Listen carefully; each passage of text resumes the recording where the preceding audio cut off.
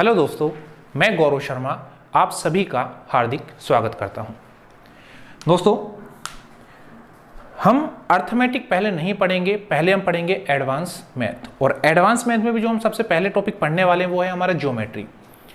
Geometry को चालू करने से पहले हम कुछ बेसिक्स की बात करेंगे। कुछ छोटी छोटी चीज़ें हैं जिनका जानना हमारे लिए बहुत ज़रूरी है। तो दोस्तों, उस बेसिक में मैं सबसे पहले चालू करने वाला हूँ आपका लाइन एंड एंगल।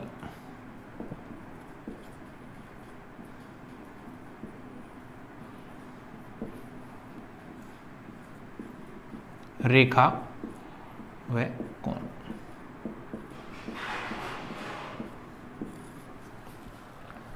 दोस्तों, लाइन और एंगल चालू करने से पहले एक छोटी सी बात जो मैं आपको बताना चाहूंगा, और जो छोटी बात मैं आपको बताना चाहता हूं वो मैं आपको बताना चाहता हूं पॉइंट, यानी बिंदु।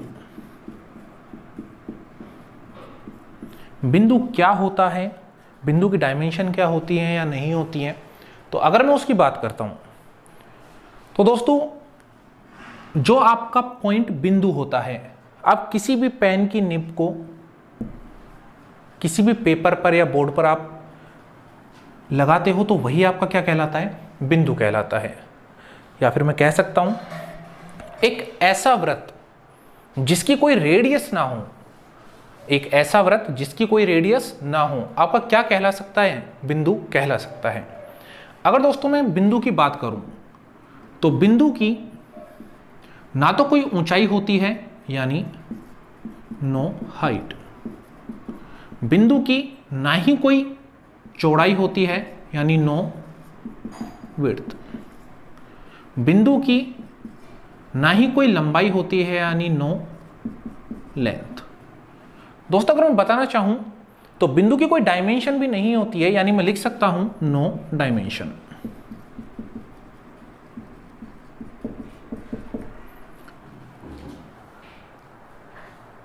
अगर हम आगे चलें, बिंदु के बारे में आपने जान लिया है। अगर मैं आगे बात करता हूं रेखा की, लाइन की,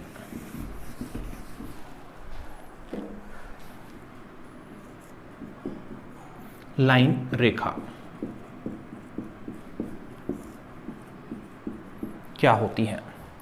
तो दोस्तों, अगर हम रेखा की बात करते हैं, लाइन की बात करते हैं, तो सेट्स ऑफ पॉइंट्स यानी बिंदुओं का समूह, सेट्स ऑफ पॉइंट, बिंदुओं का समूह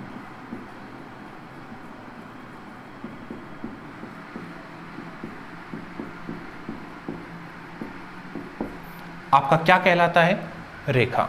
या फिर मैं कह सकता हूं दो या दो से अधिक बिंदुओं से मिलकर बनने वाली एक सीधी आकृति आपकी क्या कहलाती है, लाइन।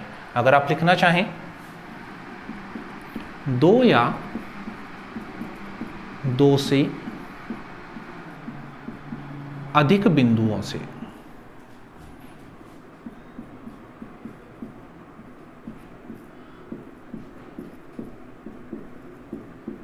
मिलकर बनने वाली आकृति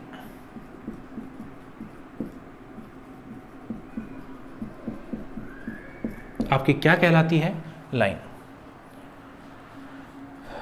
अगर दोस्तों मैं उदाहरण के लिए समझना चाहूं तो मैंने बहुत सारे बिंदु लिए और इन सभी को आपस में मिला दिया। तो दोस्तों, ये मेरी क्या बन जाती है, ये मेरी एक लाइन बन जाती है। यानी बहुत सारे बिंदुओं का एक सेट आपकी क्या कहलाती है, रेखा। रेखा को मैं किसी भी दिशा में कितना भी बढ़ा सकता हूं, यानी मैं कह सकता हूं कि रेखा दोनों दिशा में आगे कितनी भी गमन कर सकती है। तो मैं इसके लिए यहां पर एरो का साइन लगा देता हूं। अच्छा जी दोस्तों, अब बात आती है कि रेखा कितने प्रकार की होती है, कौन कौन सी होती है। तो अगर हम इससे आगे बात करें तो लाइन आपकी दो प्रकार की होती हैं।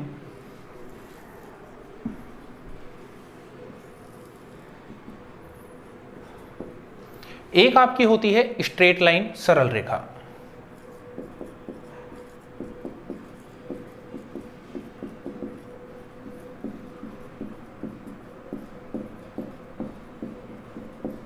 और एक आपकी होती है कर्व्ड लाइन,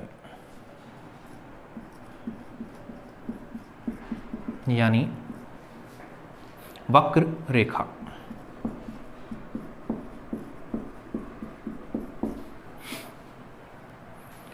लाइन आपकी दो प्रकार की होती हैं, स्ट्रेट लाइन और कर्व लाइन, सरल रेखा और वक्र रेखा। अगर मैं बात करूं स्ट्रेट लाइन की, सरल रेखा की, एक ऐसी रेखा जो अपने पथ में गमन करती है, कौन सी रेखा कहलाती है? सरल रेखा। वह रेखा जो अपने निश्चित पथ पर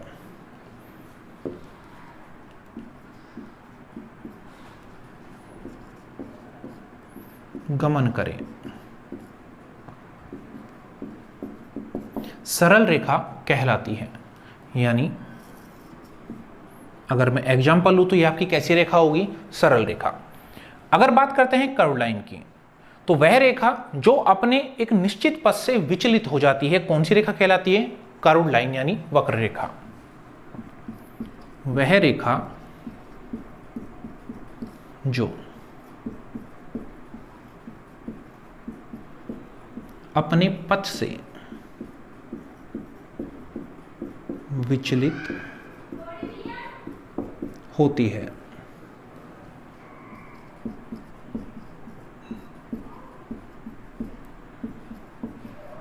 वक्र रेखा कहलाती है।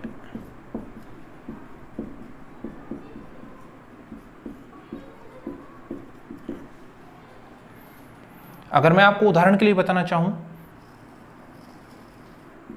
तो ये अपनी क्या होगी? वक्र रेखा।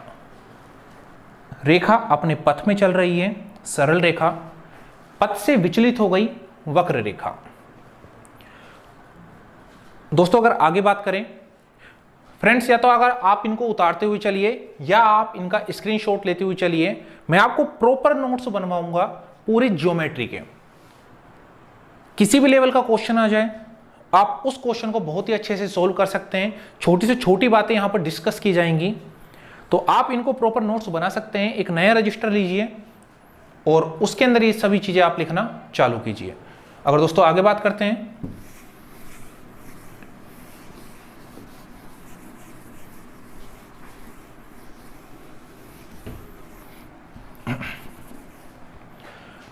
रेखाखंड,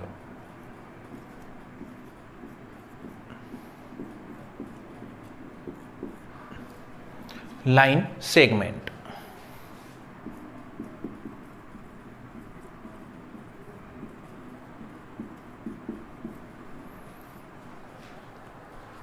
हमने अभी पढ़ा लाइन के बारे में। लाइन दो प्रकार की होती है, स्ट्रेट लाइन, कर्व लाइन।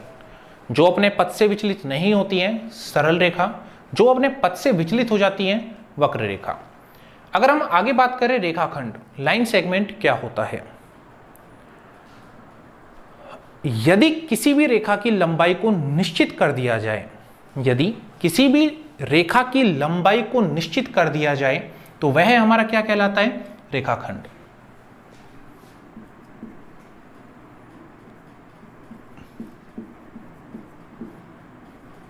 किसी भी रेखा की एक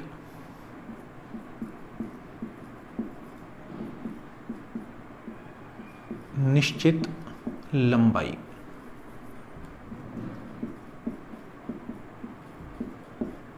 आपकी क्या कहलाती है? रेखाखंड। या फिर मैं कह सकता हूं दो बिंदुओं के मध्य की निश्चित दूरी, दो बिंदुओं के मध्य की निश्चित दूरी क्या कहलाता है? रेखाखंड, लाइन सेगमेंट। अगर दोस्तों मैं बात करता हूं, मेरे पास ये एक रेखा है, मुझे नहीं पता कि इसकी लंबाई कितनी है, इसको इधर भी कितना भी आगे बढ़ाया जा सकता है, इसको इधर भी कितना भी आगे बढ़ाया जा सकता है। यदि मैं दो बिंदुओं के द्वारा इसके मध्य की दूरी को निश्चित कर देता हूं तो ये मेरा क्या बन जाता है? लाइन सेगमेंट, यानी रेखाखंड। अगर मैं आगे बात करें,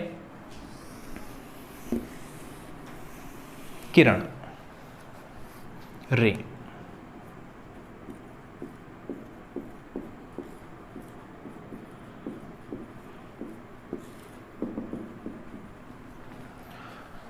दोस्तों मैंने बात करी किरण की।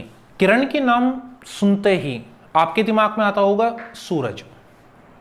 जैसे मैं बात करूं कि ये अपना एक सूर्य है,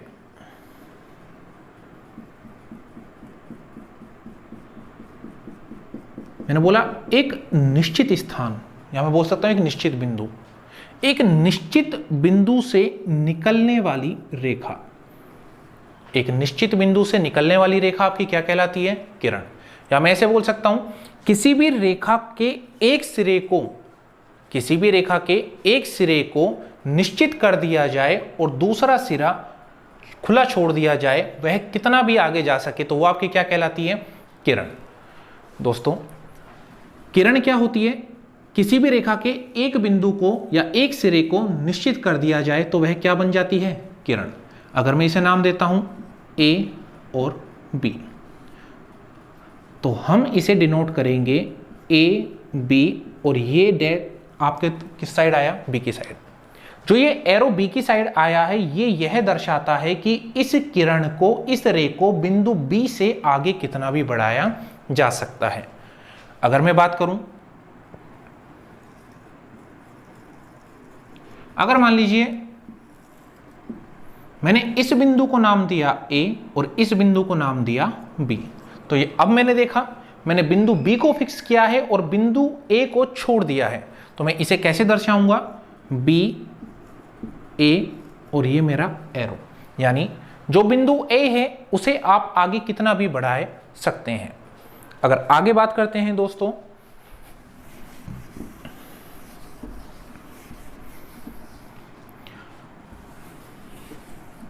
समांतर रेखाएं, पैरेलल लाइंस।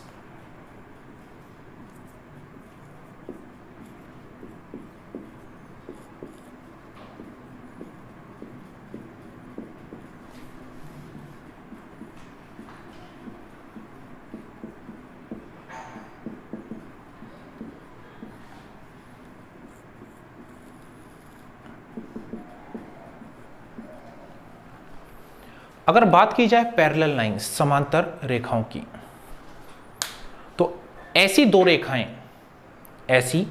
रेखाएं जिनके मध्य की दूरी, ऐसी दो रेखाएं जिनके मध्य की दूरी हमेशा समान होती है, समांतर रेखाएं कहलाती हैं। यानी वे रेखाएं जो आपस में एक दूसरे को कभी नहीं काटती, कौन सी रेखाएं कहलाती हैं? समांतर रेखाएं। अगर मैं एग्जांपल की बात करूं,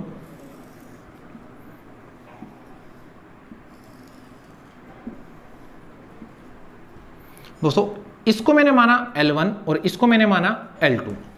मैं बोलता हूं जितनी दूरी इन दोनों रेखाएं L1 और L2 के बीच में यहां पर है, उतनी ही दूरी यहां पर है और उतनी ही दूरी यहां पर है। दोस्तों ध्यान रखना, इंपॉर्टेंट पोर्शन है कि दो समांतर रेखाओं के मध्य की दूरी हमेशा कैसी होगी? समान होगी। जितनी दूरी यहां है उतनी ही दूरी यहां है और उतनी ही दूरी यहां है। यानी ये दोनों रेखाएं आगे कितनी भी बढ़ाई जाएं, कभी भी एक दूसरे को प्रतिच्छेद नहीं करेंगी, काटेंगी नहीं। यहां से एक पॉइंट निकल कर आता है, यदि मैं आप लोगों को बोलता हूं कि रेखा L1 समांतर है L2 के, दोस्तों जो ये साइन है ये दर्शाता है कि ये दोनों रेखाएं आपस में कैसी हैं? समांतर। मैंने क्या बोला? जो रेखा L1 है वो समांतर है किसके? L2 के। मैं यहां पर एक रेखा और बना देता हूं, L3। मैंने बोला L1 समांतर है L2 के, और मैं आगे बोलता हूं कि L2 समांतर है किसके? L3 के। मैंने बोला जो L2 है वो समांतर है किसके? L3 के। मैंने देखा L1 रेखा समांतर है L2 के, L2 रेखा समांतर है L3 के।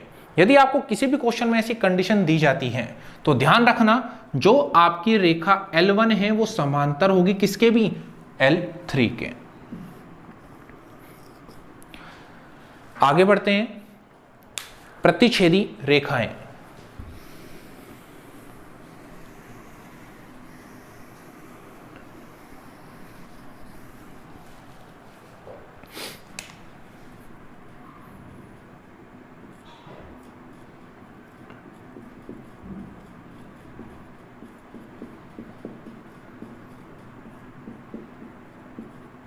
Intersecting lines.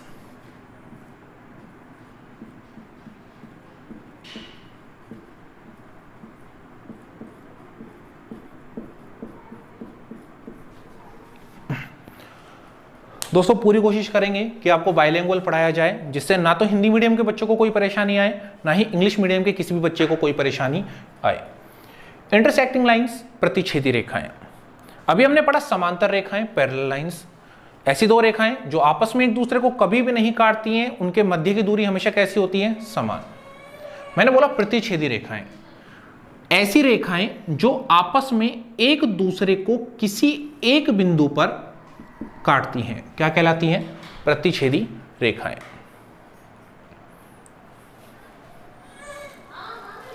आगे बात करते हैं लंब रेखाएं, पैरेलल लाइंस।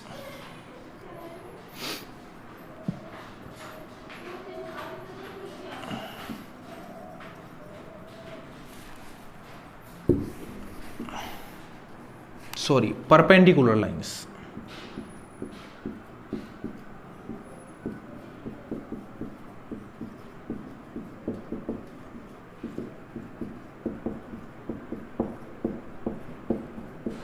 लंब रेखा।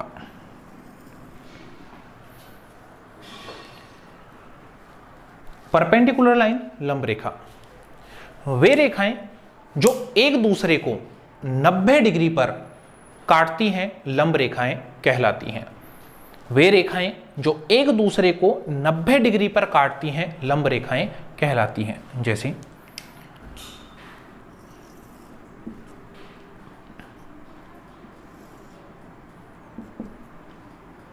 मैंने बोला दो रेखाएं एक दूसरे को 90 डिग्री यानी समकोण पर काटती हैं, तो ये दोनों रेखाएं आपस में कैसी होंगी? लंब रेखाएं। अगर मैं इसे डिनोट करता हूं ए से, इसे डिनोट करता हूं बी से, इसे करता हूं सी से और इस बिंदु को करता हूं डी से, तो मैं कह सकता हूं जो सी डी है वो आपका लंब होगा किसके ऊपर? ए बी पर। दोस्तों जो ये मैंने साइन बनाया है ये आपका किसको दर्शाता है? लंब को, यानी परपेंडिकुलर को। आगे बात करते हैं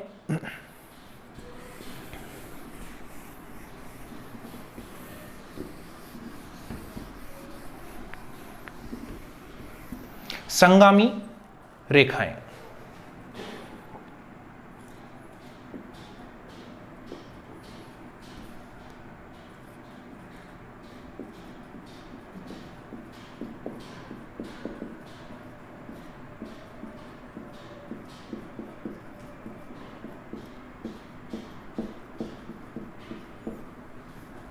कॉन्करेंट लाइन, संगामी रेखाएं। किसी एक बिंदु से होकर गुजरने वाली दो या दो से अधिक रेखाएं संगामी रेखाएं कहलाती हैं।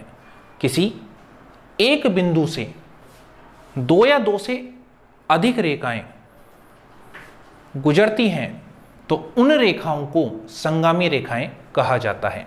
जैसे दोस्तों मैं बात करता हूं, मेरे पास एक रेखा यहां है, एक रेखा यहां है, एक रेखा यहां है और एक रेखा यहां है। तो मैंने आपसे क्या बोला? किसी एक बिंदु से गुजरने वाली दो या दो से अधिक रेखाएं कौन सी रेखाएं कहलाती हैं? संगामी रेखाएं, कॉन्करेंट लाइन। अगर आगे बात करते हैं समसतही रेखाएं यानी कोप्लेनर लाइन।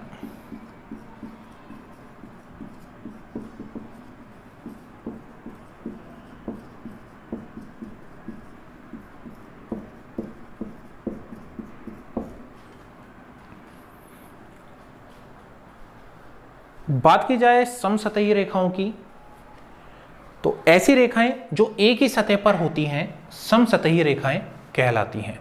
वे रेखाएं जो एक ही सतह पर होती हैं समसतही कोप्लेनर लाइन कहलाती हैं। दोस्तों यहां पर एक शब्द आया सतह यानी प्लेन। अभी हमने पढ़ा पॉइंट, बिंदु, जिसकी ना तो कोई लेंथ होती है, लंबाई होती है, ना उसकी कोई ऊंचाई होती है, ना ही उसकी कोई डायमेंशन होती है, ना ही उसकी कोई चौड़ाई होती है। दोस्तों अगर मैं आप लोगों से बोलता हूं कि मैं बहुत सारे बिंदुओं को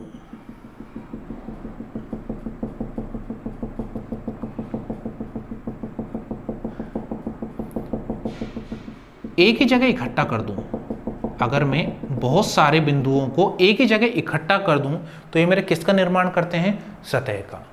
अगर मैं बहुत सारे बिंदुओं को, बहुत सारे पॉइंट्स को एक जगह इकट्ठा कर देता हूं तो ये मेरा क्या बन जाता है? सतह यानी प्लेन। संगामी रेखाएं, एक बिंदु से गुजरने वाली दो या दो से अधिक रेखाएं। समसतही रेखाएं, वे रेखाएं जो एक ही सतह में होती है, समसतही रेखाएं कहलाती हैं। आगे बात करते हैं दोस्तों। तो ये सभी हमारी रेखाओं की बात हो चुकी है। एक रेखा हमारी अभी भी रह गई है जो हमारी बहुत इंपॉर्टेंट है, तिर्यक रेखा।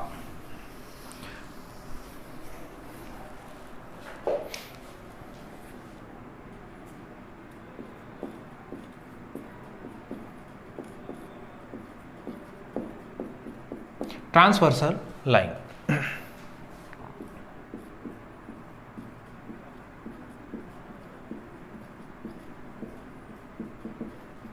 तिर्यक रेखा।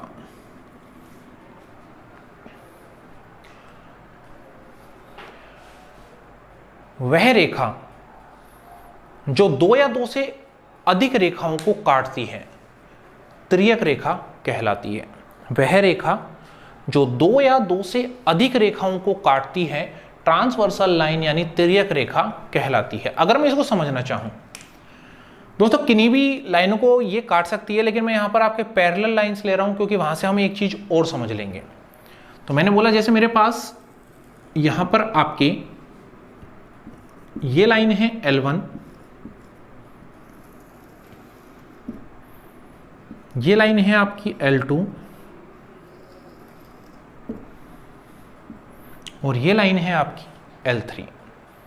और मैंने यहां पर एक कंडीशन दी है कि L1 समांतर है L2 के, L2 समांतर है L3 के। हम पढ़ रहे हैं तिर्यक रेखा, वह रेखाएं जो दो या दो से अधिक रेखाओं को काटती हैं, तिर्यक रेखा कहलाती हैं। तो मैंने यहां पर एक रेखा बनाई जिसको मैंने नाम दिया AB। वह रेखा, AB की बात कर रहा हूं, वह रेखा जो दो या दो से अधिक लाइनों को काटती है, कौन सी रेखा कहलाती है? तिर्यक रेखा। यानी मैं कह सकता हूं जो ये मेरी रेखा है, ये कौन सी रेखा है? तिर्यक रेखा। अगर मैं ऐसे ही बात करता हूं, मैंने यहां पर एक लाइन और बनाई है जिसको मैंने नाम दिया है CD। दोस्तों ये भी हमारी तिर्यक रेखा होगी, दो या दो से अधिक लाइनों को काट रही है, कौन सी रेखा? तिर्यक रेखा, ट्रांसवर्सल लाइन। अच्छा दोस्तों, मैं इन बिंदुओं को नाम दे देता हूं। मैंने इस बिंदु को बोला P, इसको बोला Q और इसको बोला R। ऐसे ही मैंने इस बिंदु को बोला M, इस बिंदु को बोला N और इस बिंदु को बोला O। बहुत ही अच्छी बात निकल कर यहां से आती है, इंपॉर्टेंट बात यहां से निकल कर आती है, जिसकी बात हम आगे करेंगे, लेकिन एक बार हम इस चीज को समझ लेते हैं। अच्छा दोस्तों, मैंने बोला ये तीनों एक दूसरे के समांतर लाइन है और इनको एक तिर्यक रेखा यहां से काटती है। अगर मैं इस तिर्यक रेखा के समांतर एक तिर्यक रेखा और बनाता हूं जो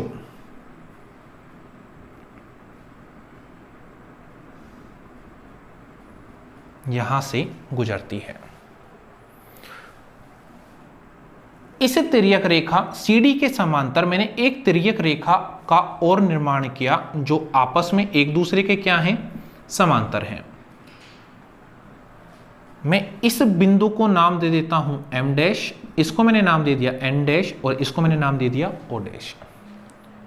यदि ये दोनों रेखाएं आपस में समांतर हैं तो सीधी सी बात है कि जो यहां से लेकर यहां तक की लंबाई होगी वही यहां से यहां तक की लंबाई होगी, यहां से यहां तक की जो लंबाई होगी वही लंबाई यहां से यहां तक की होगी। अगर मैं बात करूं त्रिभुज PRO की, तो यहां पर हमारे पास सिमिलर ट्रायंगल, समरूप त्रिभुज बनते हैं और जिससे हमारी एक प्रमेय निकल कर आती है जिसे हम ट्रायंगल में पढ़ेंगे, और वो हमारी क्या निकल के आती है कि PQ और QR का अनुपात, PQ और क्यू आर का अनुपात हमेशा बराबर होगा एम एन और एन ओ के अनुपात के। मैं वापस बता रहा हूं आप लोगों को, ये चीजें हम ट्राइंगल में पढ़ेंगे, सिमिलर ट्राइंगल समरूप त्रिभुज के अंदर, कि इनका अनुपात आपस में समान कैसा होता है। तो अभी केवल आप इस बात को याद रखना कि यदि किन्हीं समांतर रेखाओं को दो तिर्यक रेखाएं काटती हैं तो उन तिर्यक रेखाओं के मध्य की दूरी का अनुपात हमेशा कैसा होगा, समान। आप जल्दी से या तो इसे नोट कीजिए या स्क्रीनशॉट लीजिए।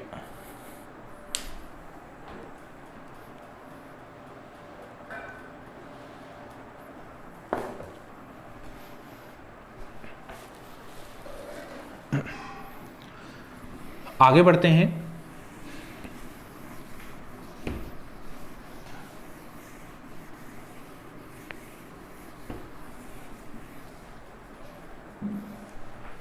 कोण,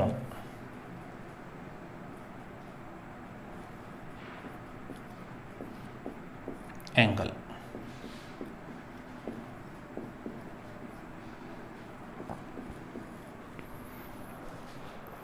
अगर कोण की बात की जाए तो कोण का निर्माण कैसे होता है।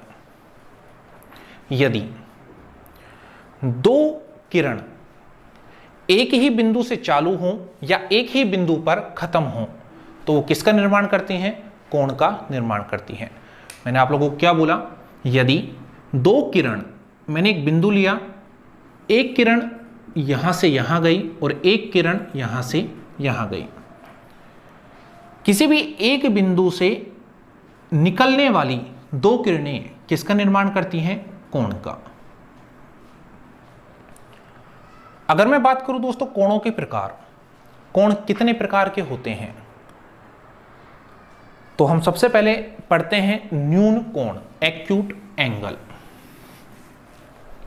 मैं कोणों के प्रकार की बात कर रहा हूं तो कोणों के प्रकार में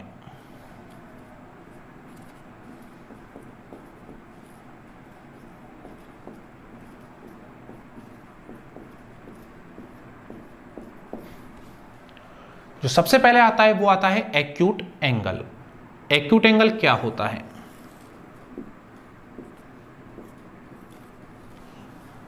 वह कोण जो 90 डिग्री से छोटा हो और 0 डिग्री से बड़ा हो, आपका क्या कहलाता है, एक्यूट एंगल, न्यून कोण।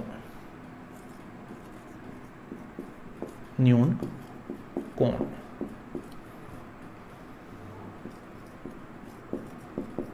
Acute angle. अगर आगे बात करें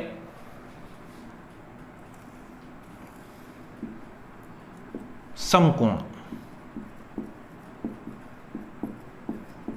यानी राइट एंगल।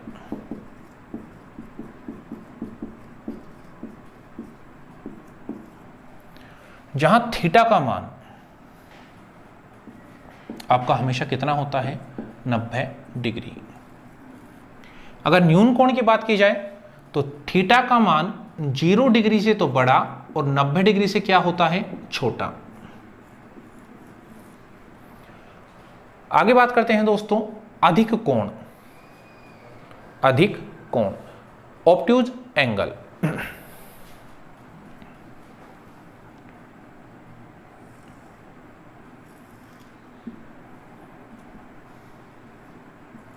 जहां थीटा का मान 90 डिग्री से बड़ा और 180 डिग्री से छोटा होता है, वो आपका कौन सा कोण कहलाता है, अधिक कोण।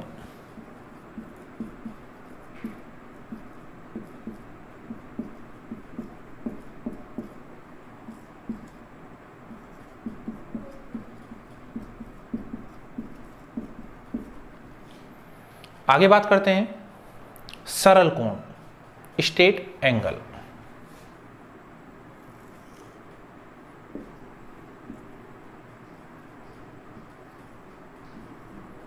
जहां थीटा का मान 180 डिग्री होता है, यह आपका कौन सा कोण कहलाता है, सरल कोण।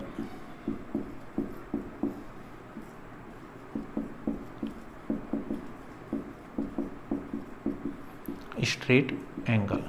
दोस्तों ध्यान रखना, सरल कोण को ही ऋजु कोण के नाम से भी जाना जाता है।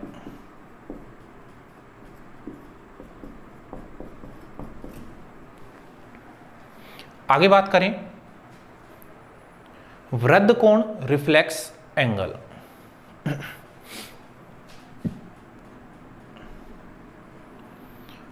वह कोण जो 180 डिग्री से बड़ा और 360 डिग्री से छोटा होता है।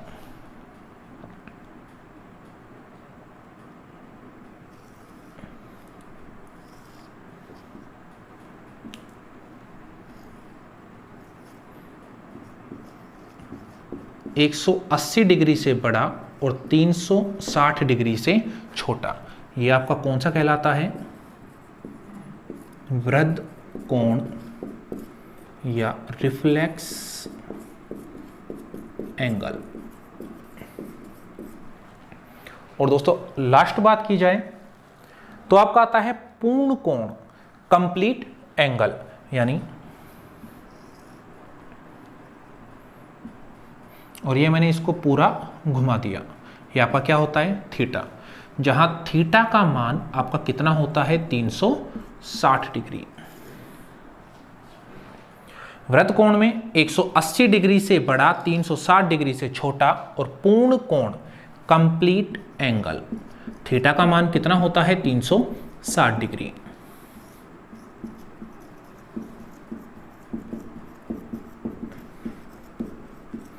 तो ये आपके होते हैं सभी कोण। कोण का निर्माण कैसे होता है? किसी एक बिंदु से निकलने वाली दो किरण या फिर दो किरण जिस एक बिंदु पर खत्म होती है कोण का निर्माण करती हैं। अगर मैं कोणों के प्रकार की बात करूं तो सबसे पहला आता है न्यून कोण, थीटा 0 से बड़ा 90 से छोटा, एक्यूट एंगल। राइट एंगल समकोण, थीटा 90 डिग्री का।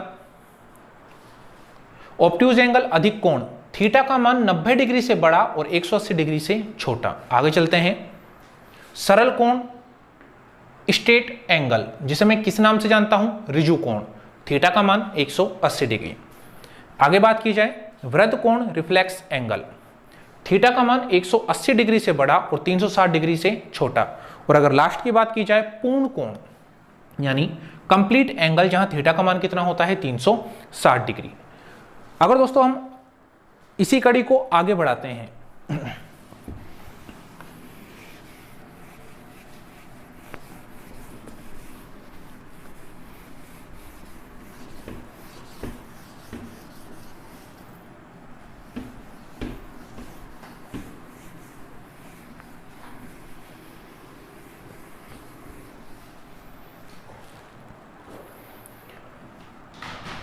इंपॉर्टेंट है, थोड़ा ध्यान देना। आगे हम पढ़ने वाले हैं पूरक कोण, संपूरक कोण, कॉम्प्लीमेंट्री एंगल और सप्लीमेंट्री एंगल। तो दोस्तों यदि मैं आप लोगों से बोलूं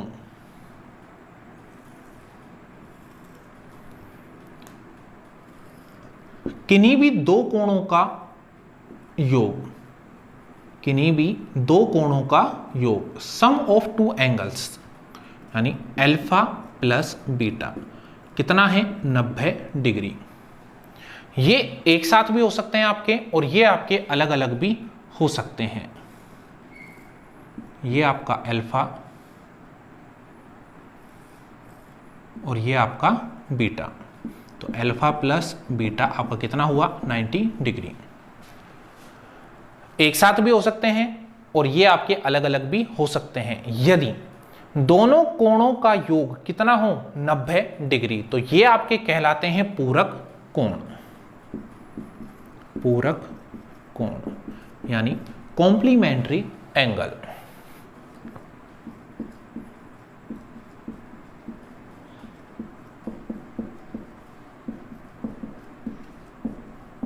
आगे बात की जाए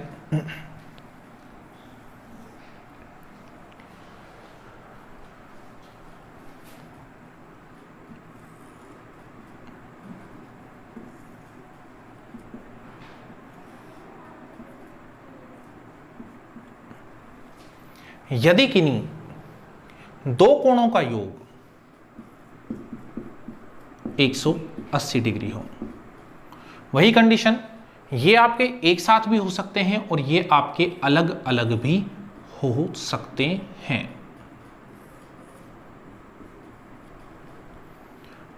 लेकिन कंडीशन क्या है, दोनों कोणों का जो योग है वो कितना होना चाहिए, 180 डिग्री, जिन्हें हम बोलते हैं समपूरक कोण।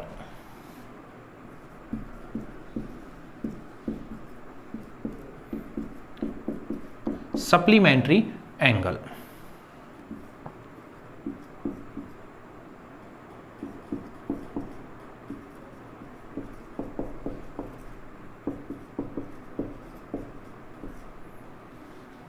चलिए दोस्तों, पूरक कोण, जहां दो कोणों का योग 90 डिग्री है, पूरक कोण कॉम्प्लीमेंट्री एंगल। जहां दो कोणों का योग 180 डिग्री है, संपूरक कोण सप्लीमेंट्री एंगल। अब यहां पर स्टूडेंट्स बहुत कंफ्यूज होते हैं, तो उनके कंफ्यूजन को दूर करने के लिए एक छोटा सा तरीका होता है। वो छोटा सा तरीका क्या होता है, हमें पता है 90 डिग्री छोटा होता है, 180 डिग्री बड़ा होता है।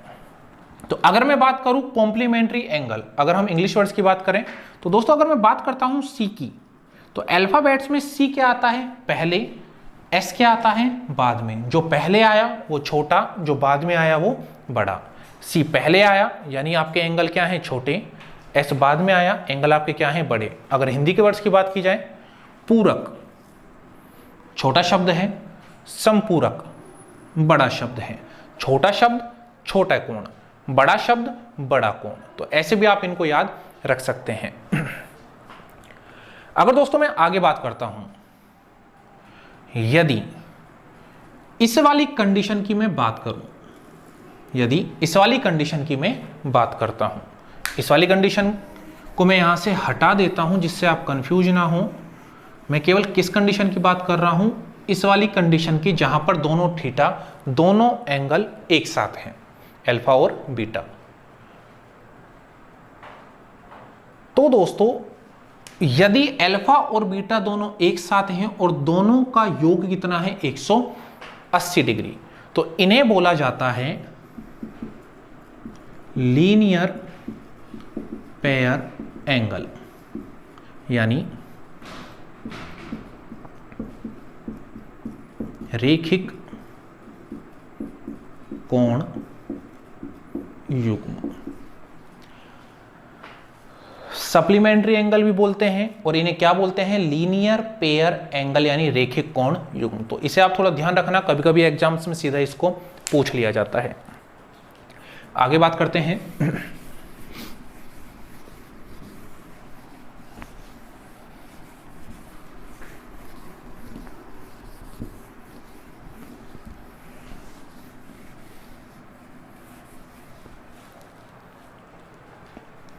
अगर मैं आप लोगों से बोलता हूं कि दो रेखाएं आपस में एक दूसरे को प्रतिच्छेद करती हैं, दो रेखाएं आपस में एक दूसरे को प्रतिच्छेद करती हैं, तो प्रतिच्छेद करने पर इनके द्वारा बनाए गए कोण, और कौन से कोण, आमने सामने के कोण। अगर आपका ये कोण ए है तो ये कोण भी क्या होगा, ए। अगर आपका ये कोण बी है तो आपका ये कोण भी क्या होगा, बी। यदि दो रेखाएं एक दूसरे को प्रतिच्छेद करती हैं तो उनके द्वारा आमने सामने के बनाए गए कोण आपस में क्या होते हैं, समान, जिन्हें हम बोलते हैं शीर्षाभिमुख कोण या वर्टिकल अपोजिट एंगल।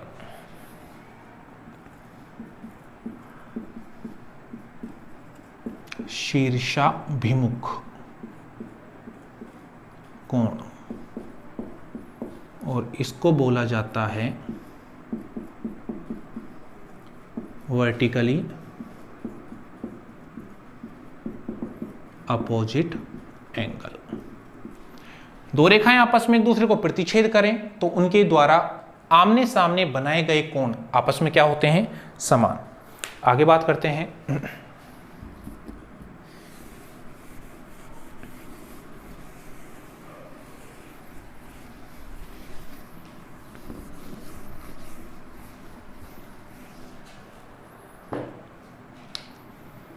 अगर दोस्तों बोला जाए कि आपके पास दो समांतर रेखाएं हैं,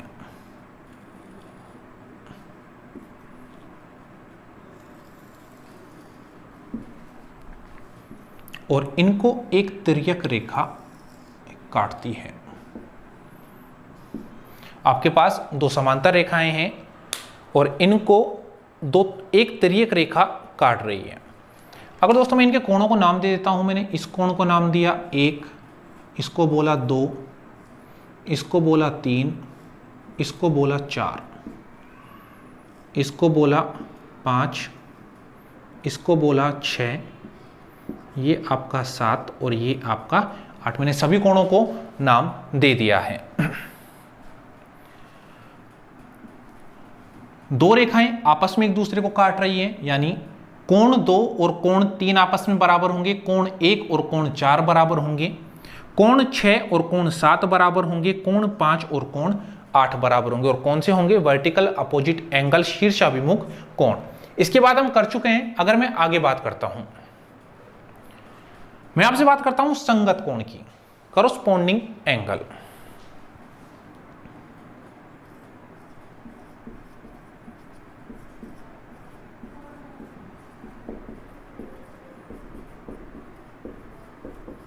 संगत कोण।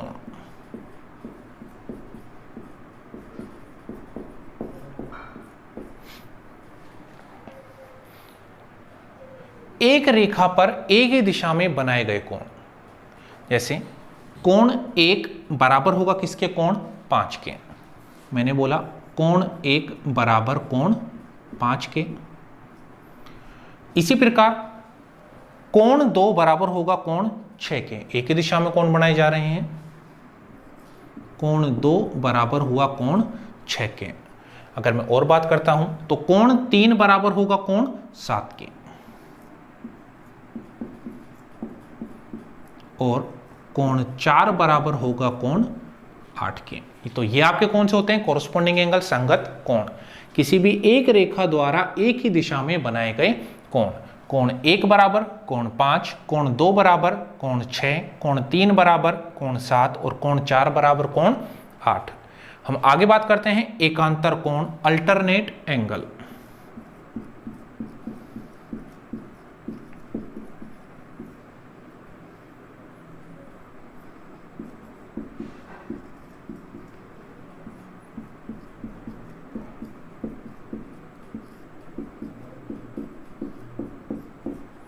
बचपन से हम पढ़ते हुए आ रहे हैं एकांतर कोण क्या होते हैं? जेड की आकृति पर बने हुए कोण। जैसे अगर मैं बात करता हूं, ये मेरे पास एक आकृति बनी है जो किसकी है? जेड की। और जेड की आकृति पर बने हुए कोण यानी कोण 3 बराबर किसके? कोण 6 के। ये जो आपकी आकृति बनी है ये किसकी बनी है? जेड की, यानी कोण 3 बराबर किसके हो गए? कोण 6 के। कोण 3 बराबर कोण 6। आगे बात करते हैं। इसी प्रकार जो ये आपकी आकृति है वो किसकी है? जेड की। तो कोण 4 बराबर कोण 5। कोण 4 बराबर कोण 5। दोस्तों यहां पर बोला जाता है या पढ़ाया जाता है external alternate angle, interior alternate angle, यानी बाह्य एकांतर कोण और अंतः एकांतर कोण। तो अगर मैं बाह्य एकांतर कोण की बात करता हूं, ये दोनों तो हमारे कौन से हो गए? अंतः एकांतर कोण, जो अंदर की ओर बने हैं। कोण 3 कोण 6 के बराबर, कोण 4 कोण 5 के बराबर। अगर मैं बात करूं बाह्य एकांतर कोण की, एक्सटर्नल अल्टरनेट एंगल, तो मेरे पास आता है कोण 1 बराबर क्या होगा? कोण 8। कोण 1 बराबर कोण 8 और कोण 2 बराबर कोण 7। कोण 2 बराबर कोण 7। हम इसे प्रूव भी कर सकते हैं। कैसे? एक बार देख लेते हैं।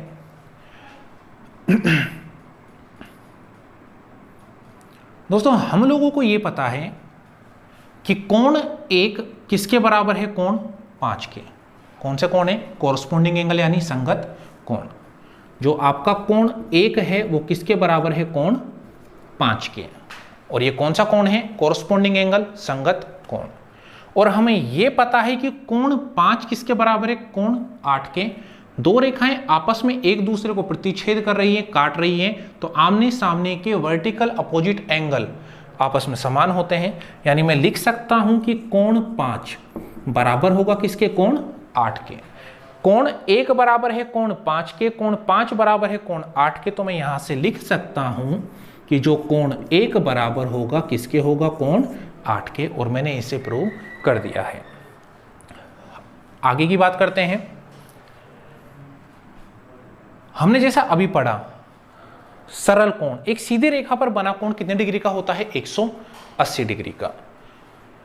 तो अगर दोस्तों मैं बात करता हूं एक सरल रेखा पर बना कोण, यानी कोण 2 और कोण 4, इसका मान कितना होगा, 180 डिग्री।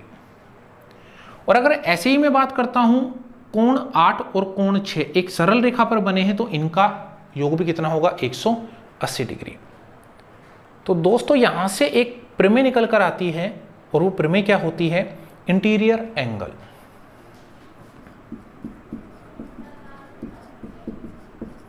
इंटीरियर एंगल, अंतः कोण।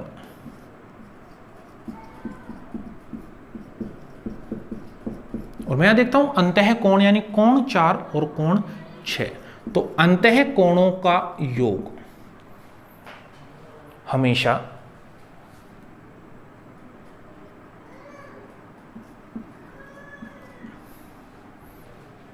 एक 180 डिग्री होता है।